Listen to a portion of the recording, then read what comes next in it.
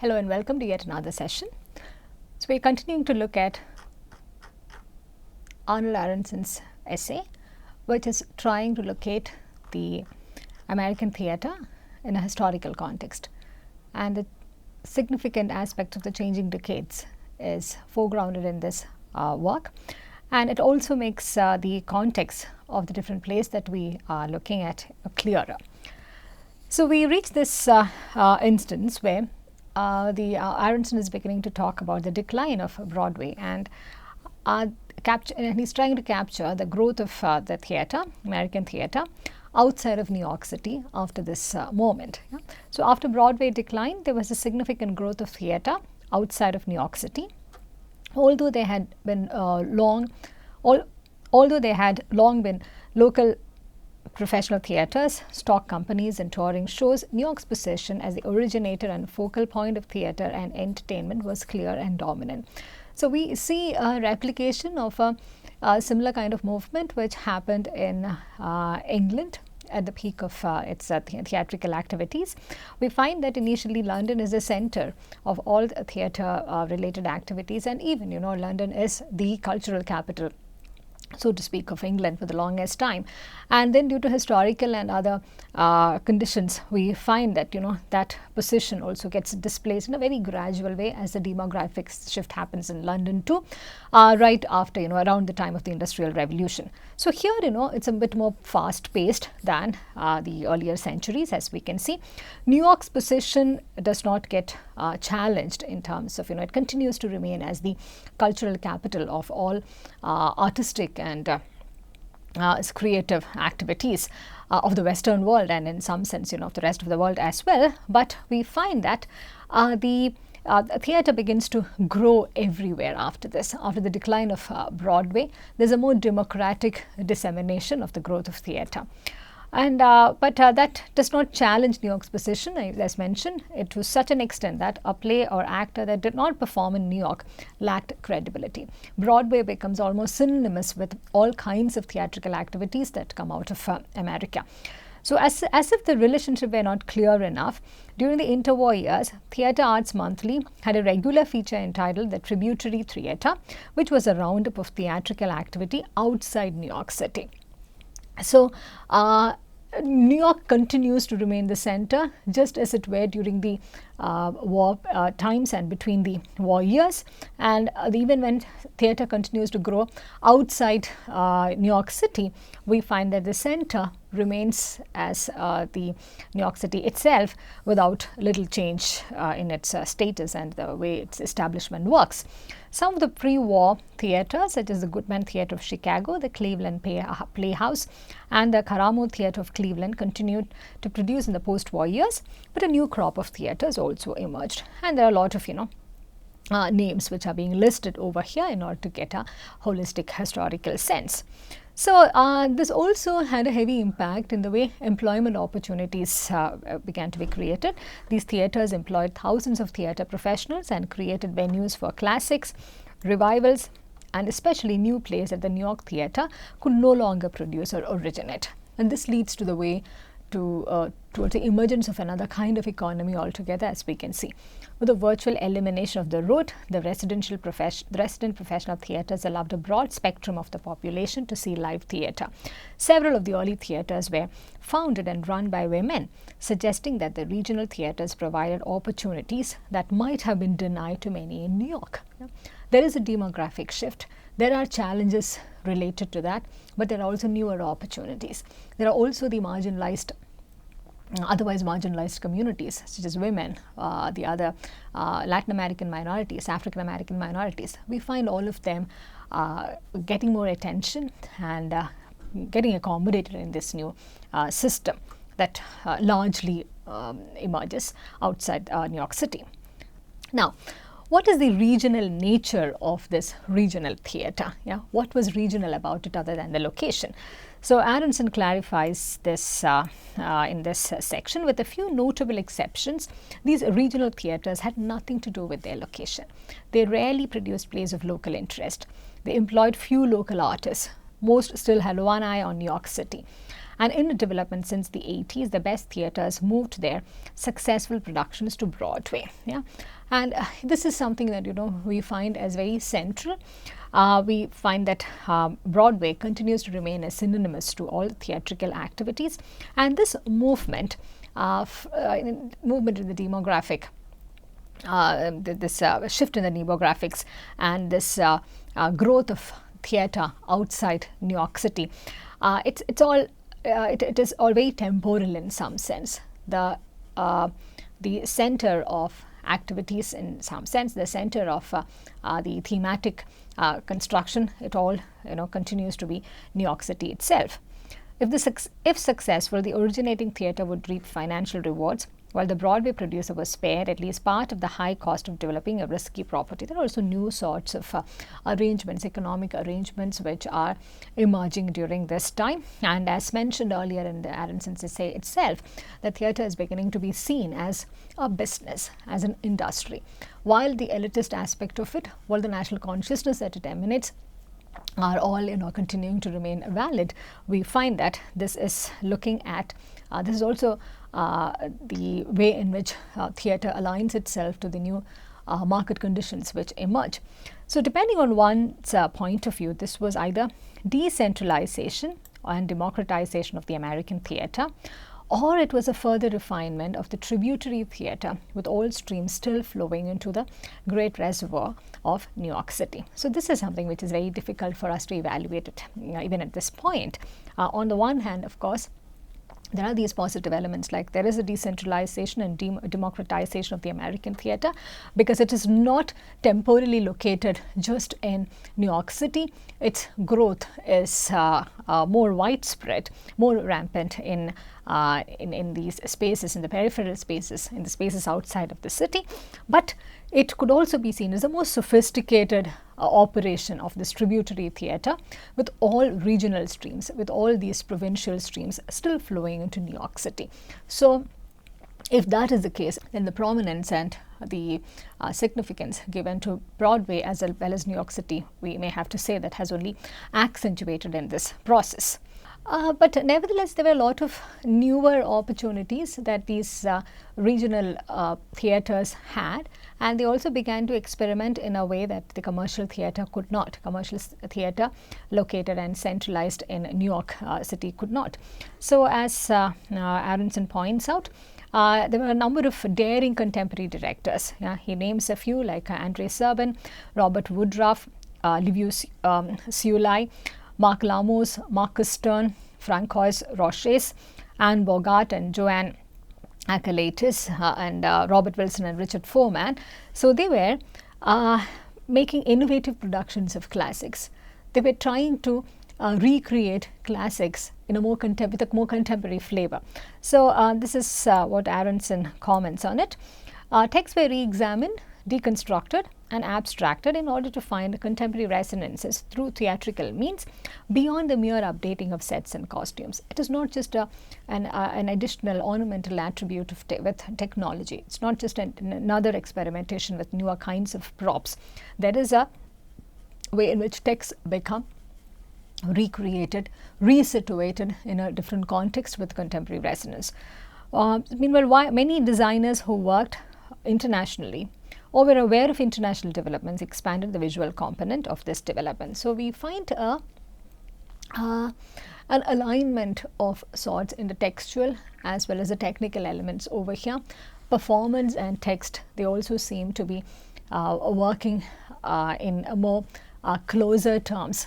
Here when we think about the recreations of older classics and making them, infusing them with newer techniques and newer attributes in order to resonate with the contemporary audience and the contemporary requirements. Overall, it is a journey of prosperity that America witnesses through these decades, in the post-war decades, but it was not without challenges. So this section particularly looks at the major social upheavals that the nation and the American society had to face. So he begins with this rather speculative note. One wonders what might have happened, or more accurately not happened, had the country continued on the superficially benign course and prosperity of Eisenhower years.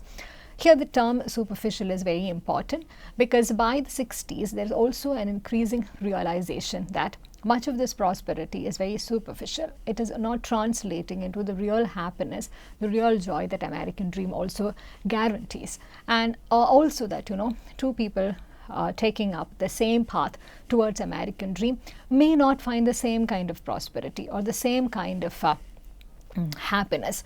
And the individuals, just like the individual journeys are different, the quotient of prosperity, the expectations and the contentment from it also is very, very different. More importantly, there was an increasing understanding that perhaps this entire notion of American dream and this talk of prosperity could not have any more depth than what is superficially noticed. So in this, there are also a lot of other crises in the 1960s. The near nuclear war caused by the Cuban Missile Crisis, followed by the assassination of President Kennedy in 1963, scarred the nation in ways that were not readily apparent for years by undermining a sense of stability and security and challenging the overall belief structure of the country. So this assassination of President Kennedy in 1963 is very, very telling, because that is also a time when America as a nation had begun to invest a lot as well as believe in the ideals on which they thought they were setting up the nation, they were building the nation. So this assassination and the crisis that followed scarred the nation in so many ways, because it was undercutting this fundamental sense of stability and security. It was undercutting the notion that whatever went wrong in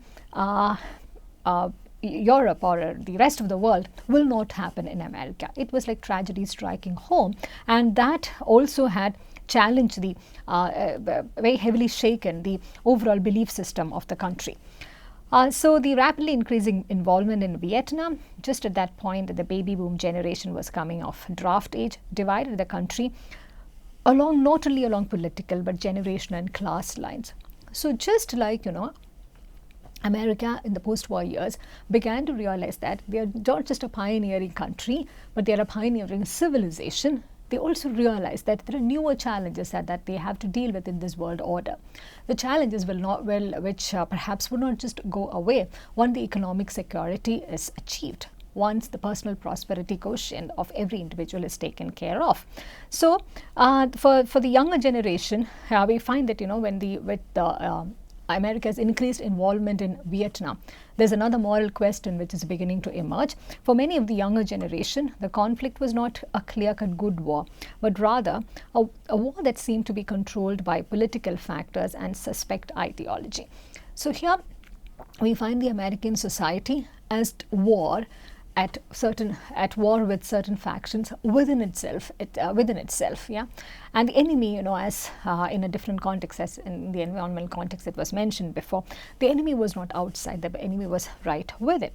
And one wasn't even sure whether, these were the national agendas that should be pursued in these, after having seen the perils and terrors of the two world wars. So faith in government and political leadership was subverted, and part of the mortar that held society together seemed to crumble. So all those components on which the American dream and the structure of the American society was built upon, in rapid succession, all of these things begin to completely fall apart or even fail. And now we come to another significant issue, that of race. The issue of race has always been the Achilles heel of American society. The first half of the 20th century was dotted with sporadic attempts by African Americans to achieve justice and equality. And we did talk about NAACP while we were discussing the earlier plays, such as Lorraine Hansberry's A Raisin in the Sun. NAACP was founded in 1910 in response to the lynchings in Illinois. There were also a lot of riots in many of the urban centers in the years after the World War. And there was a concerted legal effort to end segregation, which had begun from the mid-30s onwards, but we find that there is a lot of local resistance. There's a lot of resistance from general public even after that, which is the theme of A Raisin in the Sun as well. There are a lot of legal interventions from the 1950s onwards to bring an end to this legal segregation of public schools. And we know the kind of the Montgomery bus boycott, which we also refer to while discussing Hansberry's play. And we find that, the Thoreau-inspired civil disobedience movement. So all of these things, 1950s is very turbulent in some sense. But it's also highlighting the fact that despite all these decades of intense faith in this system, there are certain issues such as race which will just refuse to go away because they were not addressed properly in the first place. Yeah? So, and there was always this struggle that certain individuals and the society at large also witnessed and began to acknowledge, that there was the struggle was between immediate action and slow progress, between integration and empowered separation. Yeah? This is very important. Yeah?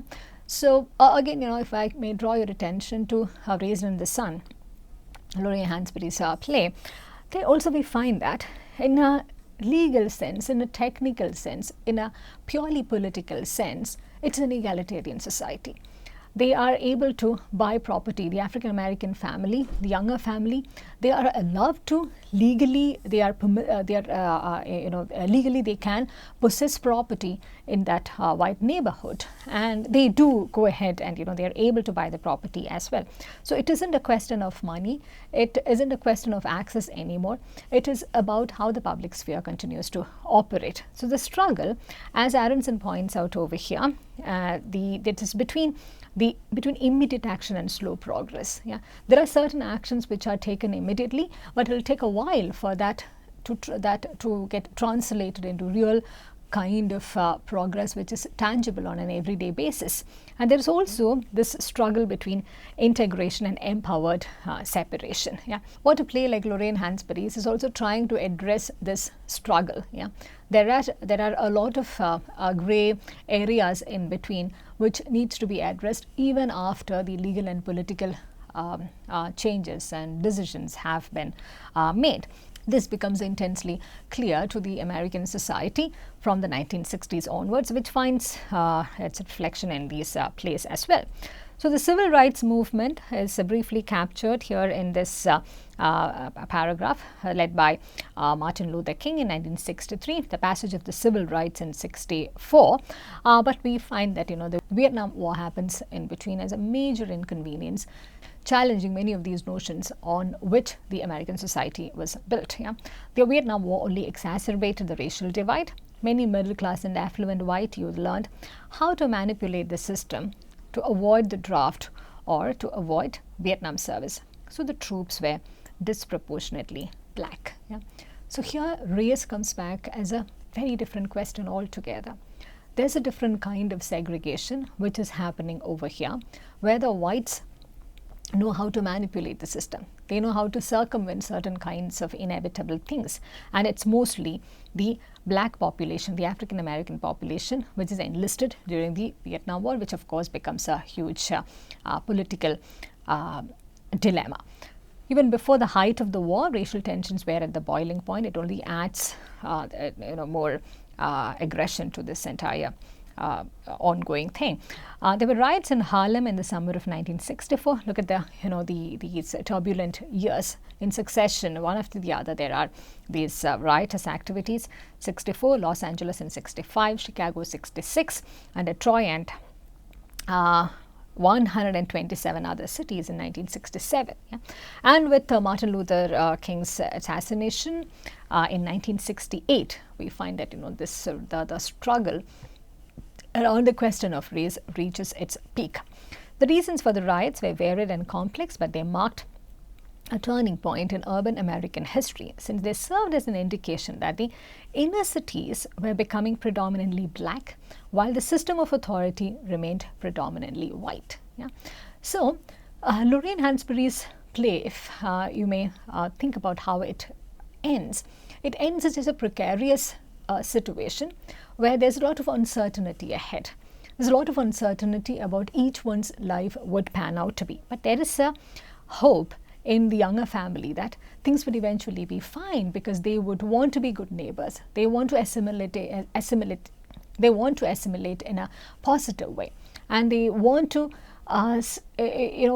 stick to their identity, but it should not, they don't want to compromise their nationalist consciousness in any way. We find that in less than a decade, this is the struggle only aggravates. Yeah? The inner city is becoming predominantly black, which means there is a presence, there is a very, very visible presence of the African American population, but the control, the agency is entirely with the white population. The flight of white from the cities meant a decline in the socio-economic basis of the cities, which led to declining services and crumbling infrastructures. So here, what this essay is also doing is drawing our attention to a range of socio-political and historical things which are happening during the 1940s, 50s and 60s, while also making us understand how these changes were getting resonated, how these changes were affecting the themes and the trends in 20th century American drama. And this challenge has a sociological element which further complicated the notion that the African American population or such a migrant population will affect the purity of the society. There was an added moral element also to it, which becomes clear in this essay as well. The rise of drug use, disproportionately centered in the ghettos, further eroded the fabric of society. So it rightly also explains how in Lorraine Hansberry's Plato, the presence of the African American family among the whites, it's seen as a threat. It is seen as a pollutant. Yeah?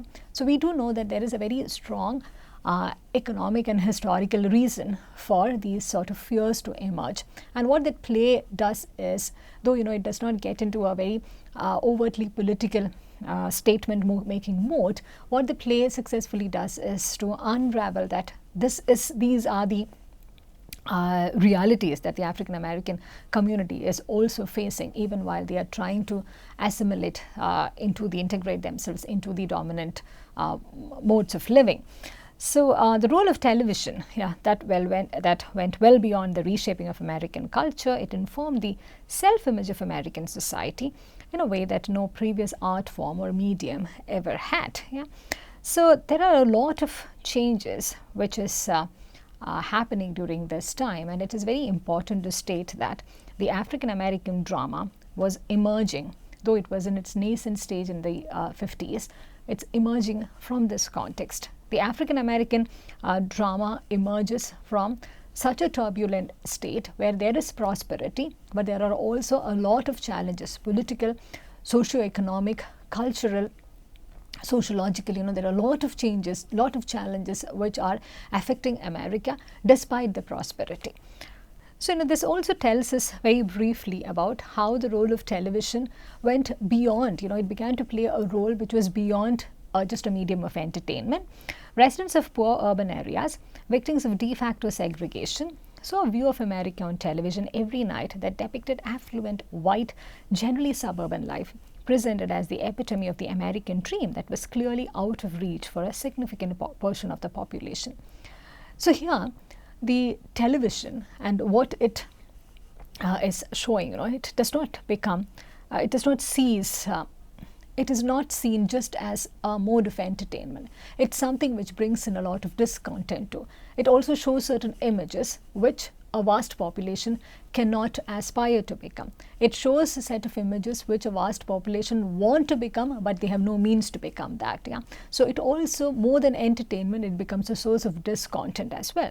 Television news also brought images and information about both the war and the riots into homes more graphically and more rapidly than at any previous time in history. So the context of the world was very different. The war news reached at a much slower pace. This was almost like real time. The war news was reaching each living room in a very rapid pace, almost in a lifetime mode, and that also accentuated this discontent, the fear, the anxiety, and everything that possibly could go wrong during the war times. And this is despite the fact that the wars were not really happening. The war did not happen. The Vietnam War, for instance, did not happen in the soil of America.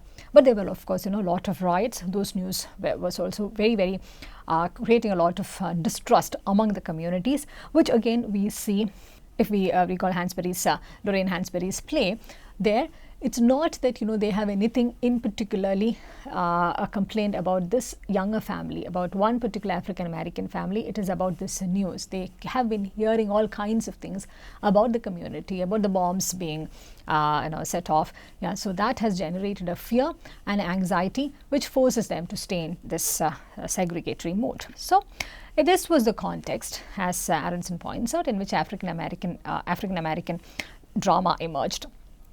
So examples of black theatre date to at least 1820s, though there was little support. In fact, there was a lot of antagonism about these earlier plays. There was little support for serious black playwrights and performers until the 20s. Even then, it was minimal. Even in the 30s, when Langston Hughes and others were writing, it wasn't an easy decade. There were still struggles in order to be heard. So while the white audience would be sporadically supportive of serious plays about black concerns, especially if written and produced by whites, they were most comfortable with musical revues that showcase singing and dancing, and which, if not explicitly degrading, nonetheless seem to reward black performers for their ability to entertain white audiences, not to make them think. So here the equation is very clear. As long as the white population is addressing these inequalities and these racial segregations by themselves, that was seen as all right. But it wasn't their place when the black playwrights were trying to educate the whites about the situation. So every seeming advance in black theatre ultimately led to a dead end, the victim of shifts in political or economic climates. So now we come to look at the play that we had centrally looked at, the latest play, Lorraine Hansberry's A Raisin in the Sun. So in the post-war era, black concerns with identity, family, and a place in American society were thematically similar to the concerns of white playwrights. So at least in the initial years, we find that Lorraine Hansberry is also forced to work within such templates for obvious reasons. So the rising prosperity of the era, the beginning of foundation grants that helped subsidize theatres, the general spirit of liberal integrationism, all contributed to an atmosphere in which the black theatre could, relatively speaking, experiment and grow. So here we look at, here Aronson is taking a critical look at Lorraine Hansberry's A Raisin in the Sun, which incidentally was the first Broadway play written and directed by African Americans.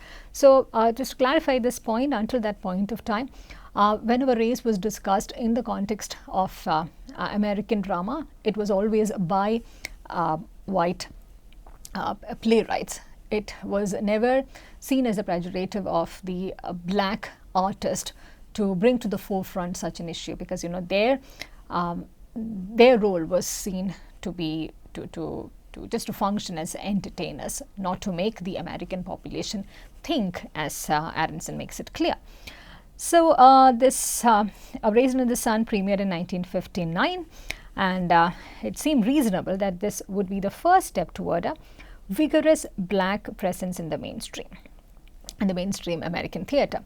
So what was this play about? Just a quick recall about a black family's decision to move to a white suburb. And now, this also makes more sense to us because there was a demographic shift, as we noted. There was a lot of white population leaving the cities and moving to the suburbs to lead more comfortable and peaceful lives. And we also find that during this period, there is another migration from the Latin American countries and from the south towards the city spaces in America.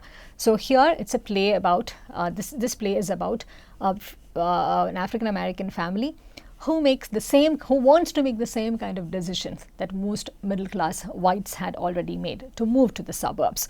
So they want to move to this white suburb, and the emotional upheaval becomes the central theme of this play. Yeah. So here is an African American family who sees themselves, at least the next generation, the younger generation of the younger family, they see themselves as entirely American, and hence they also believe that they have every right to claim their stake in the American dream. And this is a play in that sense, it mirrored the first step towards integration, which was technically, in a legal sense, was beginning to being taken around the country.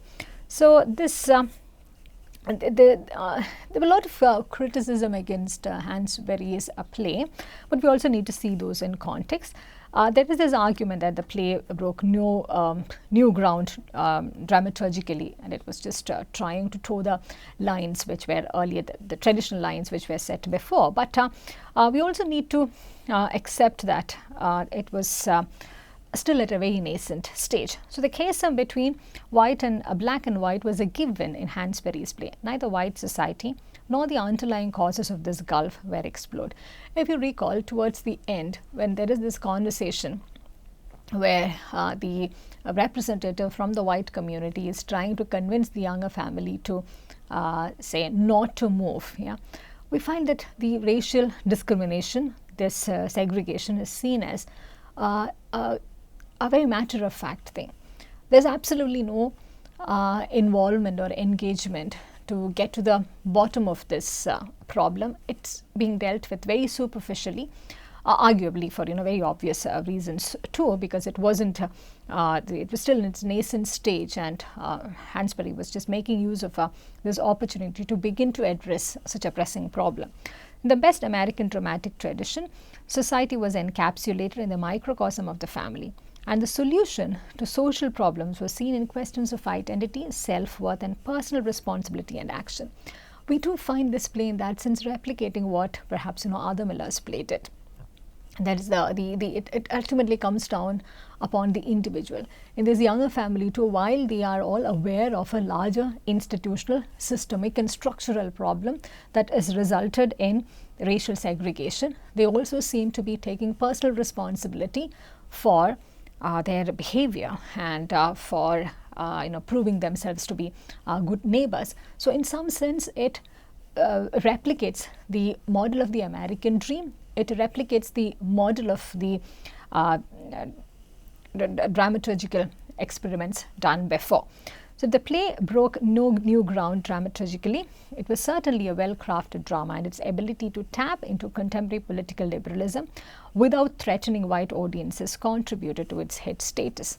So it is also a very well-crafted play in terms of knowing its audience, because Hansberry's play is very carefully crafted as to not to make the mistake which would make it make the play a flop.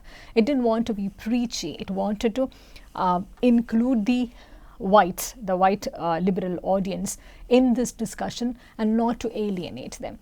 So we find the characterization being done in such careful ways to accommodate everyone in this discussion without alienating this as in a black and white sense, this without foregrounding this as a black versus white population problem.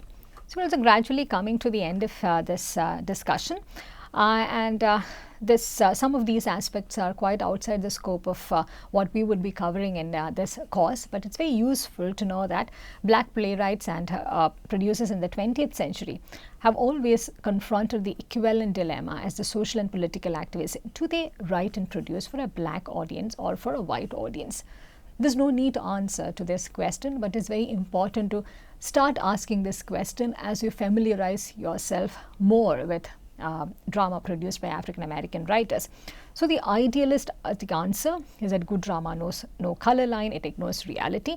But given the underlying truth of racial politics in the United States, it's virtually impossible for a black playwright to write serious drama that does not have racial implications.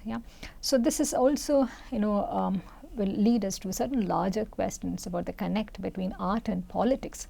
How much of the creativity should be invested into the politics of those times, and whether the art, the creative expression, which is devoid of the politics, does it lose out on something? Is it should that be seen as the inferior form of art in some form? So there are larger questions that we need to address in order to be able to answer this question. about whether the African American playwrights should be producing drama for the whites or for the blacks, or can they write about something else altogether without addressing the question of race. So I leave this as an open-ended question for you to ponder upon. So towards the end of this discussion, it also talks about how serious drama it was impossible to just focus on serious drama to as a means of livelihood, and the playwrights also began to write simultaneously for television, for movies. Yeah, so we do find decline in some sense, but also an opening up of newer opportunities. Now, I know he also briefly focuses on the 50s. Yeah, the 50s were a very different sort of a decade, which is why perhaps the most vibrant kinds of drama were also being written around the same time, capturing diverse sections of the society. The 50s was a decade of absolutes. Men had jobs while women were housewives. The world was divided into free and communist. One was a Republican or a Democrat, and so on. Shades of grey were suspect. So this is a transition time, which is why all the characters that we have seen in the plays that we have looked at, they are all very interesting in some sense. They are trying to identify the grey areas, and in that process they are also becoming outliers over here. Similarly, theatre was divided into drama, comedy and musicals. Other performance categories included opera and ballet.